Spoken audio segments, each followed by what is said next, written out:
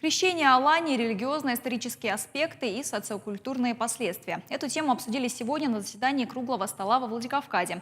Были рассмотрены вопросы, связанные с предстоящим празднованием. Мероприятие прошло при поддержке Общества развития русского исторического просвещения, двуглавый ореол Министерства по вопросам национальных отношений, Евразийского госуниверситета и Института гуманитарных и социальных исследований. Участники встречи провели параллели в преемственности от Алании к современной Осетии. При этом подчеркнули, что факт крещения стал инициатором распространения христианства на Северном Кавказе. В работе конференции принимали участие также ученые, научно-педагогические работники, аспиранты, студенты вузов, представители государственных и местных органов власти.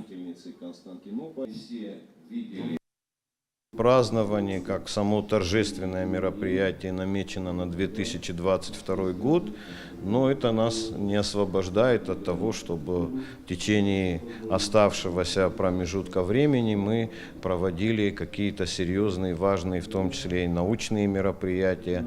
Дело в том, что многие страницы